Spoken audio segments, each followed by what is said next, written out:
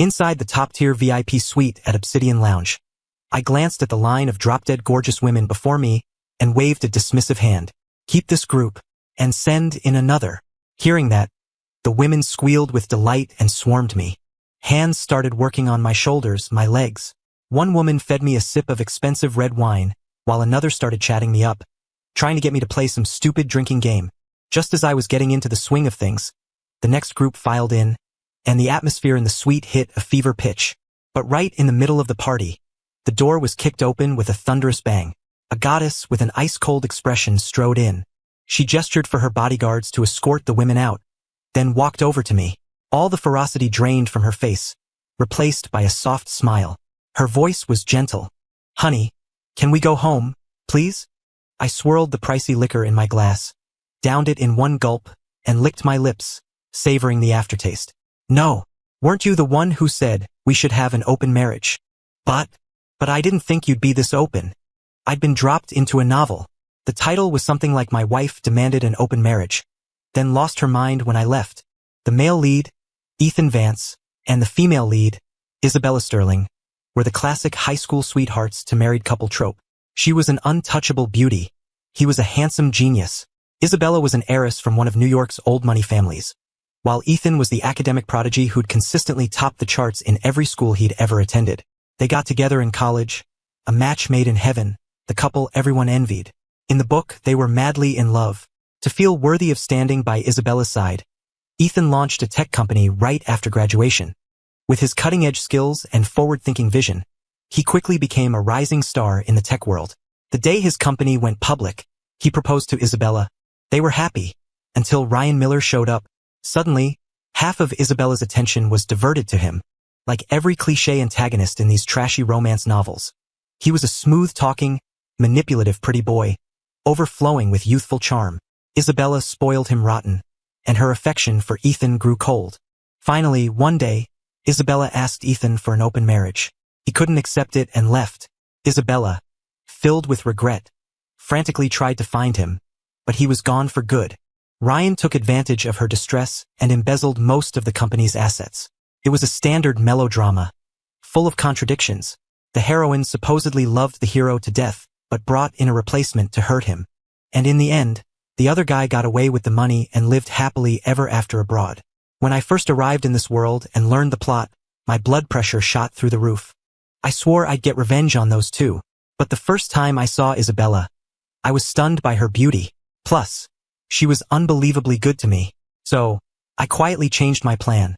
One moonless night, Ryan Miller, fresh out of college, somehow fell into the East River on his way home and drowned. The next day, I saw the news report, a satisfied smirk spreading across my face.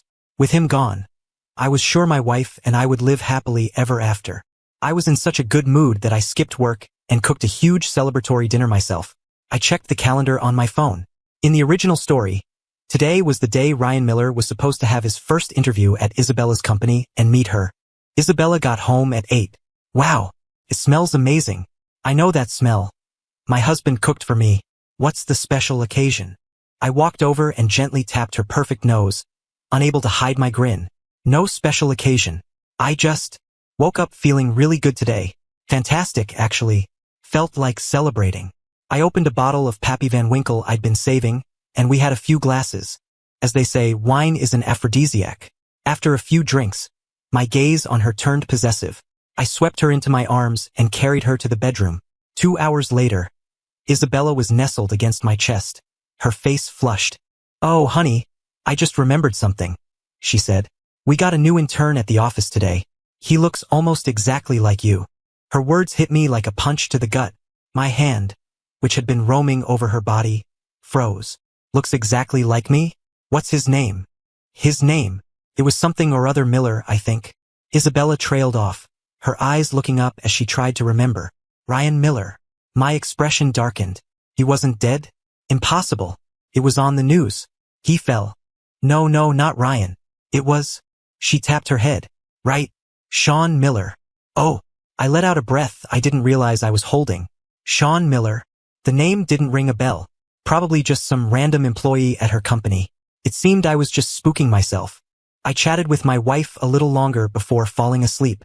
But a few days later, while Isabella was in the shower, I saw messages on her phone between her and Sean Miller. Nothing explicit, but how did a new intern get his boss's personal iMessage? Just then, Isabella came out, towel drying her wet hair. She saw me holding her phone, my eyes fixed on the chat window. "That's the new intern I told you about, Sean," she said, her expression calm as she took the phone from my hand. "How does an intern have your number?" I asked, my brow furrowed with annoyance. Isabella turned off the screen, tossed the phone on the couch, and looked at me with a playful smile. "What, are you jealous? He's just a kid fresh out of college, asking me for advice on things he doesn't understand.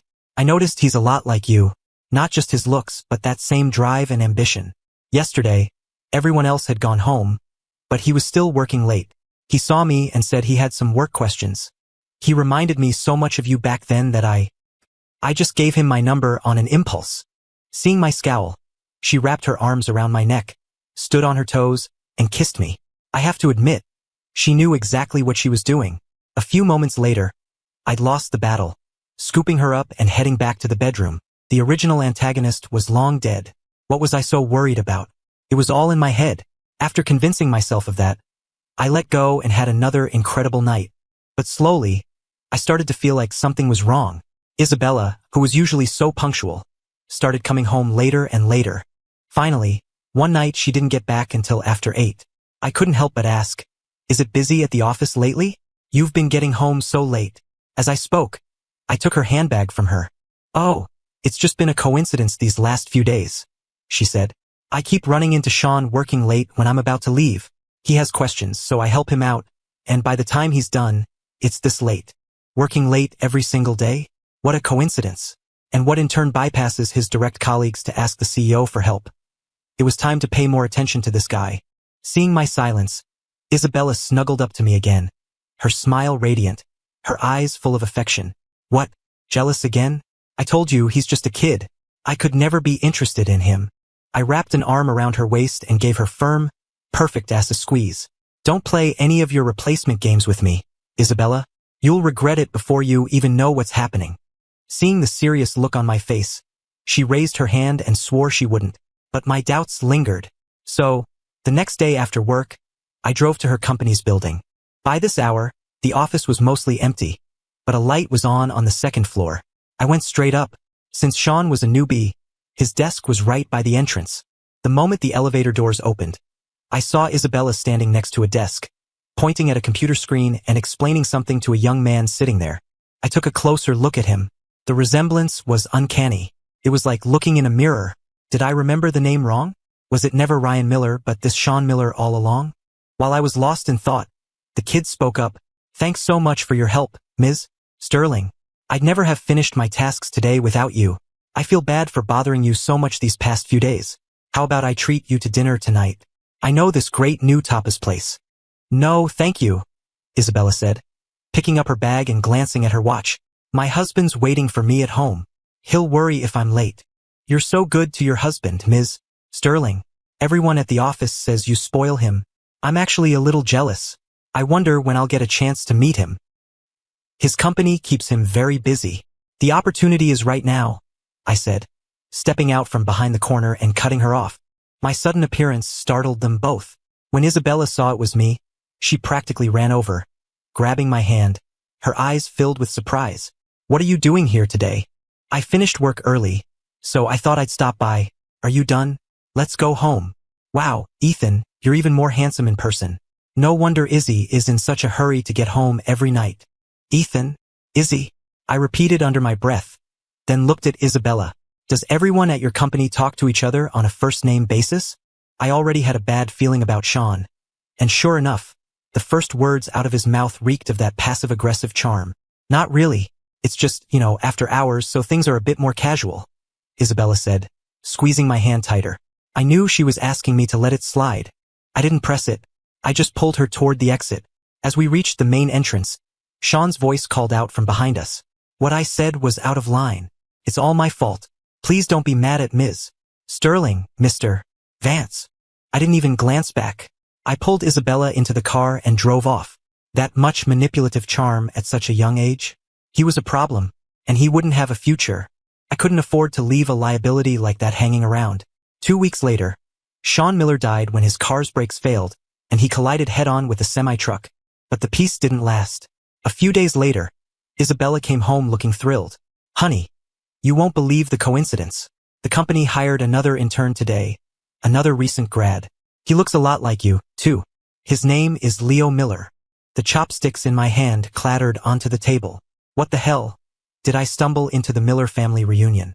How did I get rid of 2 of them just to have another one show up, who also looks just like me? "What's wrong, honey? You seem a little out of it. Are you not feeling well?" Isabella saw my strange expression and thought I was sick. She reached out and felt my forehead, only relaxing when she found it cool. "It's nothing," I said, forcing a laugh. "Just curious to find there's someone else out there as handsome as me." "Oh, stop it." She gave me a light tap. "I'm being serious." So after another passionate night, I fell asleep holding Isabella in my arms. In a hazy dream, I saw a scrawny guy in a white tank top and shorts sitting at a computer. He had one foot propped up on his chair and was munching on a cucumber as he typed.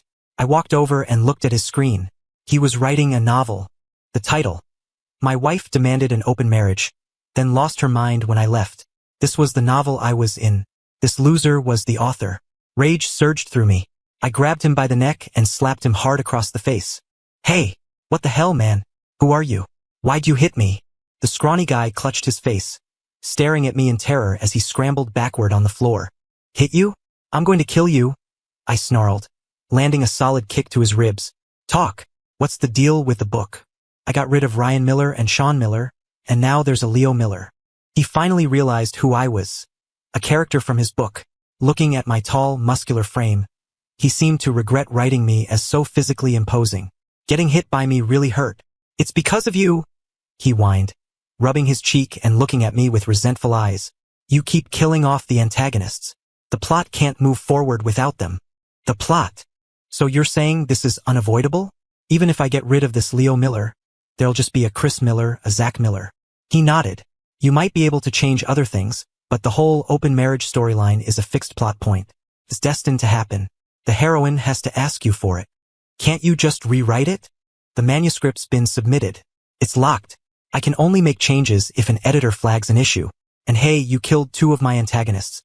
That left a huge plot hole. So I had to write in a new one for you." It finally dawned on me. The major plot points couldn't be changed. But if that was true, did it also mean that nothing truly bad could happen to me? A wicked smile spread across my face as I cracked my knuckles and advanced on the scrawny author. "What are you doing?" he shrieked, his eyes wide with terror. "Don't come near me." Ever since I learned that I couldn't change the outcome before Isabella brought up the open marriage, I stopped interfering. I just had people keep an eye on them, report their daily progress to me, and ensure they didn't cross the line, perhaps worried I'd pull another stunt. The relationship between Isabella and Leo developed at lightning speed. In just 1 month, Isabella asked me for an open marriage. She came home at her usual time that day. During dinner, she was distracted and fidgety. When I finished eating and was about to get up, she stopped me. Honey, I have something to tell you." Watching her stammer, I already knew what was coming. Knowing the plot in advance, I actually felt a sense of relief. It meant that after today, I could do whatever I wanted. "Go on. You can tell me anything." "Honey, open marriages are becoming really popular in our circle, and I was thinking." "Fine. I agree." I said it calmly, without a hint of emotion. Isabella's jaw dropped. The carefully prepared speech she'd been rehearsing died on her lips. The initial shock gave way to a mixture of joy at getting what she wanted and confusion at my easy acceptance. It was the first time I'd ever seen so many conflicting emotions on her face at once. "Honey, don't get the wrong idea. I just want a soulmate, It's not physical. It's about companionship. Our jobs are so demanding. We only see each other at night." I held up a hand, cutting her off. "I already agreed. You don't need to make excuses." With that, I walked upstairs. A week later, it was the Sterling Corporation's anniversary gala. The venue, the Apex, was aptly named. A rooftop ballroom in the city's tallest skyscraper, decked out in extravagant luxury. The guest list was a who's who of business leaders connected to the Sterling Empire. As Isabella's husband and a key business partner, my attendance was mandatory. Keeping up appearances was good for both our companies. But in the next second, that facade was brutally shattered. Across the room, Isabella was making her entrance in a stunning designer gown, and on her arm was a young man, Leo Miller. The man Isabella called her Ethan Vance Standen. He wore a tailored white suit, his hair perfectly styled. On his face was a carefully crafted smile, just the right amount of shy and boyish. He was a few inches shorter than me, but the curve of his nose, the look in his eyes, even the way he deliberately mimicked my posture. It was too similar, so similar it was chilling. A carbon copy of me at 25. If someone claimed he was my long-lost twin brother, half the room would have believed it. No wonder Isabella saw him as a substitute, a vessel for her nostalgia. She clearly saw me. The smile on her face faltered for a split second before she steered Leo directly toward me. Honey. Isabella's voice was laced with a forced intimacy and an undercurrent of tension. You're here. Perfect timing. I want you to meet Leo Miller. He's a rising star in our marketing department. A young man with a lot of potential. She shot me a quick glance and added, he said he wanted to experience an event like this, so I brought him along. It's good for him to network. Leo put on a humble, slightly bashful smile and gave me a small bow. Mr. Vance, it's an honor. I've heard so much about you. I'm so grateful to Ms. Sterling for letting me tag along tonight. His voice was bright and eager, dripping with a sycophantic tone, but deep in his eyes, I caught a fleeting glint of provocation and triumph. An icy rage, mixed with the humiliation of being publicly shamed, shot up from my feet to the crown of my head. Open marriage? We each do our own thing? Fine. Just fine. Not only was Isabella playing the game, she was playing it this loudly, this brazenly, right in my face. Parading a look-alike of me at a high society event wasn't about nostalgia. It was a declaration of war. My face remained a mask. I stretched my lips into a perfect, soulless corporate smile. Oh, I said, my voice flat. My gaze drifted from Isabella to Leo, as if looking at two uninteresting strangers. That's nice. Good of you to mentor the new talent, Isabella. I swirled the wine in my glass, then leaned in, my voice low enough for only the three of us to hear. But correct me if I'm wrong, Isabella. We don't need to explain these things to each other, do we? It's an open marriage. If you're happy, I'm happy. Ethan, the color drained from Isabella's face. She instinctively took a step forward, trying to explain. I simply raised my hand in a clear, cold gesture, stopping her before she could speak. Excuse me. I gave a slight nod, acting as if this were just another boring party. My eyes looked past them as I turned, glass in hand, and walked away without a second thought, melting into the crowd. I found a relatively quiet corner, pulled out my phone, and dialed a number saved as Elysian Fields. Yeah, Victor. My voice was as calm as if I were ordering takeout. Send me your 4 aces. To the Apex Ballroom. Top floor. Within the half hour. Yes, right now. Make it fast. Hanging up. I leaned against the wall, watching Isabella from across the room. She was surrounded by socialites, but her face grew paler by the second. And next to her, Leo Miller was trying his best to look important but couldn't hide his unease. Fine. You want to play? Then don't blame me when I play back. The game has only just begun. Less than 20 minutes later, a stir rippled through the entrance of the ballroom. 4 women, each with a distinct but equally devastating beauty, had arrived, instantly capturing the attention of the entire room. One was an ice queen, one a sultry vamp, one had a girl-next-door innocence, and the last was a fiery bombshell. They were dressed in expensive, daring gowns, their seductive auras on full display. Ignoring the stunned looks from every direction, they walked with purpose, straight toward me. Ethan, darling, the bombshell's voice was a purr designed to melt bone. She was the first to reach me, her soft arm coiling around mine, her ample chest pressing against me. It's been too long. We've missed you so much. The Ice Queen picked up a delicate canopy topped with caviar and elegantly held it to my lips. Try this, Ethan. The innocent one busied herself straightening the collar of my already perfect suit, her touch as gentle as a devoted wife's. And the vamp simply took my wine glass, took a sip and then, with glistening red lips and a hazy look in her eyes, made a silent, tantalizing invitation. The 4 aces of Elysian Fields worked in perfect harmony, surrounding me, feeding me champagne and appetizers. I lounged back on the sofa, an arm around 2 of them, accepting all their advances with a look of pure enjoyment. But my eyes were locked on Isabella. She stood frozen, a volcano on the verge of eruption. The blood had drained from her face, leaving it a ghastly white. She stared at me, her gaze like a physical weapon, as if she wanted to slice the 4 women draped over me into 1,000 pieces.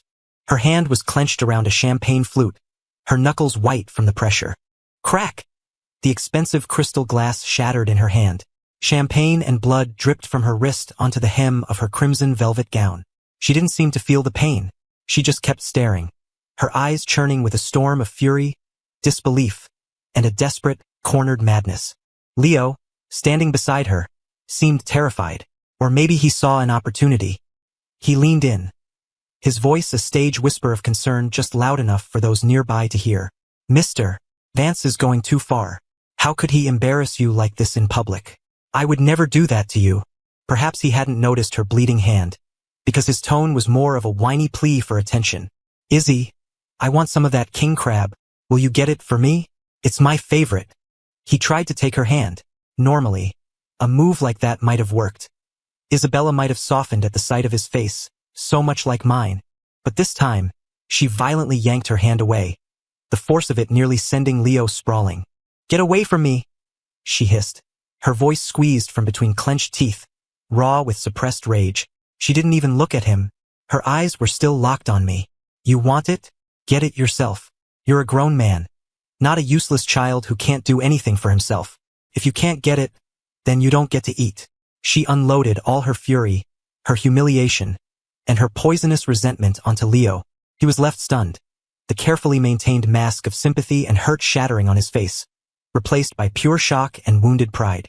The stares from the surrounding guests were like daggers in his back. I watched the whole drama unfold with a cold smile. Isabella's meltdown, Leo's humiliation. It was the perfect pairing for my wine. I leaned forward and ate the caviar from the Ice Queen's fingers. The salty pop of the eggs on my tongue a delightful sensation. My gaze, however, grew even colder. This wasn't enough. Not nearly enough. The alcohol was starting to hit me. My stomach churned, and the lights of the ballroom began to blur. I pushed the women away gently, murmuring, I need the restroom. After splashing some cold water on my face and straightening my tie, I pushed the restroom door open. Isabella was waiting right outside, blocking the exit. Her face was still pale, but the volcanic rage in her eyes had been suppressed, replaced by a deep, bottomless sorrow and a stubborn resolve. Leo had run over as well, his expression grim, his eyes filled with a resentful pain. Honey! Isabella took a step forward the moment she saw me, her voice hoarse, as if she wanted to explain. I didn't stop. I didn't even look at her. I just tried to walk past them both, wanting nothing more than to be away from them. Mr. Vance. Leo suddenly lunged, blocking my path. His face was a strange mix of victimhood, innocence, and a flicker of defiance. His voice wasn't loud, but it was clear enough for all of us to hear. His performance was almost impressive. With that face, those lines. What a waste he wasn't an actor. Mr. Vance, please wait, he pleaded, his eyes wide and pitiful, as if he'd been grievously wronged. This is all my fault. I was the one who was desperate to see what high society was like. I begged Izzy to bring me. I know I was wrong. Sir, if you're upset, if I'm in the way, I'll leave right now. I won't be a bother to either of you.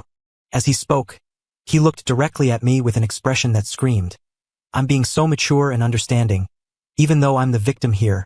But it was a blatant challenge. His eyes were saying, see, Isabella is right here. What are you going to do about it? You wouldn't dare touch me in front of her. A cold, murderous intent boiled up from the depths of my soul. But I couldn't do anything permanent here. Not in this place. So I swung my arm back. Smack! The sharp, echoing crack of the slap resounded through the hallway. Leo staggered back from the force of the blow. I followed up with a vicious kick that sent him sprawling to the floor. If you don't want to die a miserable death, don't ever provoke me again. I left him with those words and walked away without looking back. Izzy. Sniff. He hit me. Leo clutched his face, looking up at Isabella with tears in his eyes. She doted on him so much. Surely she would comfort him now. Maybe, out of guilt, she'd even let him seal the deal tonight. Smack! Another ringing slap, this one from Isabella, snapped his head to the side. Who told you to run your mouth? She snarled, her expression venomous, not a hint of pity in her eyes. Didn't I tell you to keep quiet? And you have the nerve to pull that passive-aggressive crap on my husband right in front of me? You just wait. If my husband is still angry, I'll let him take it out on you to make him feel better. She glared at him, then turned and hurried after me, leaving him on the floor. In her mind, she was blameless. It was always someone else's fault. From that day on, I made some changes. My personal assistants and secretaries were all replaced with stunningly beautiful women. Competence was secondary. Looks were paramount. An open marriage, huh? Let's see who could be more open. Life after that was incredible.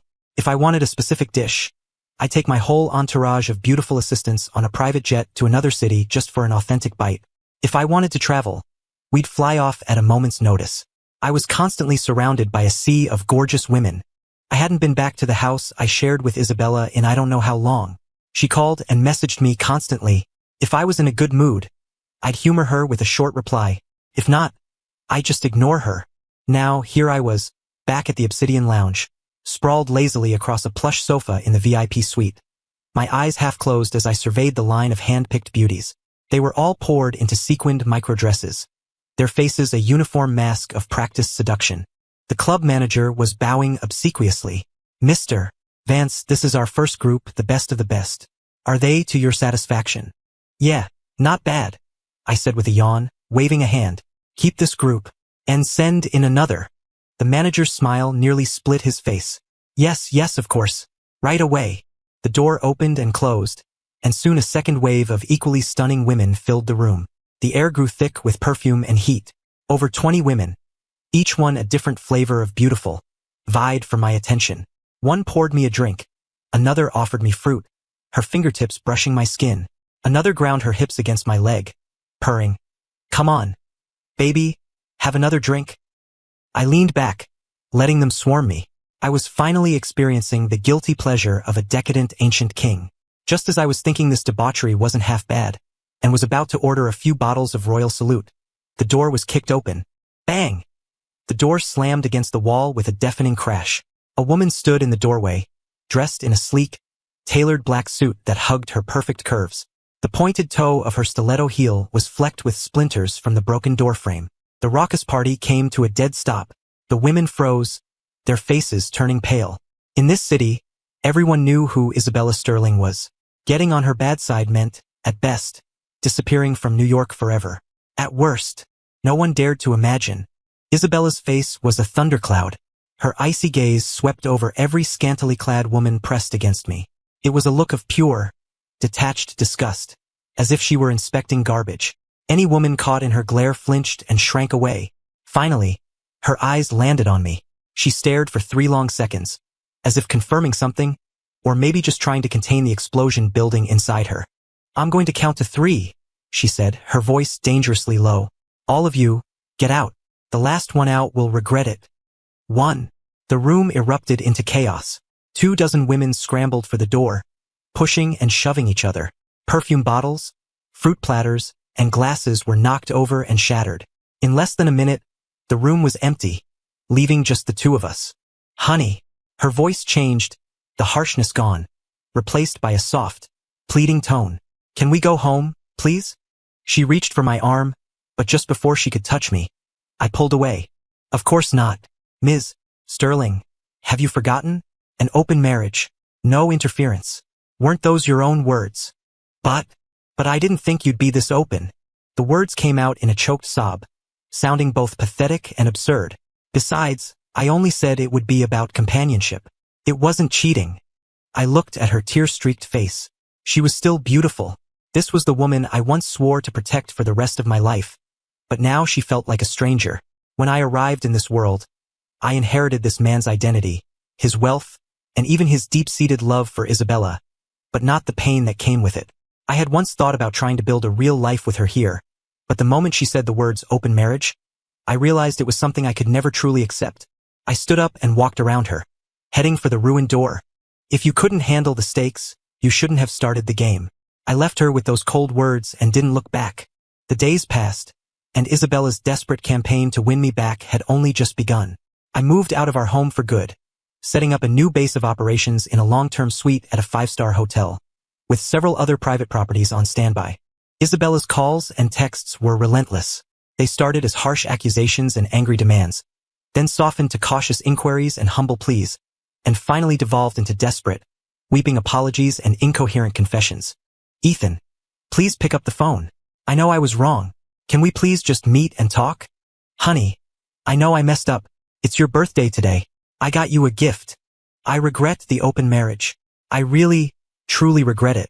Please, just give me another chance. I know you were upset about Leo. He's gone. He'll never be in our lives again. I swear. Nothing ever happened between us. I'm still yours. She wasn't lying about that last part. The people I'd hired sent me daily reports on her and Leo. I wasn't about to get played for a fool before the divorce was final. Of course, she had people watching me, too. She always knew where I was. The next day, I got the news. Leo Miller, the boy Isabella had once cherished, her precious little Ethan Vance stand-in, had been discarded like a pawn. He ended up on a cold slab in the city morgue. He died never knowing that the face he worked so hard to imitate was nothing more than an invitation to his own funeral. He thought he was the hunter, but he was always just the prey. After that, I tried to file for divorce. Every time, she refused, either by tearing up the papers or throwing a violent tantrum. After a while, I stopped caring. This was a fantasy world. Getting hung up on true love was a waste of my current status and fortune. From now on, I was going to live life exactly as I pleased. And Isabella was always there, suddenly appearing wherever I went. If I was at a club, she'd show up dressed as a cocktail waitress in a bunny outfit, a tray of drinks in hand and a hopeful smile on her face. If I went to a spa for a massage, I'd be drifting off only to realize the therapist's technique was clumsy and amateurish. I'd open my eyes, and it would be her. If I was at a karaoke lounge, she'd be in the lineup of hostesses. Whenever that happened, I'd just wave my hand and say, bring in a new group. When I took a trip, I'd hire a private guide, and when she showed up, it would be Isabella. Over time, I got used to it. If she wanted to follow me, fine. The only thing that mattered was my own happiness. The end.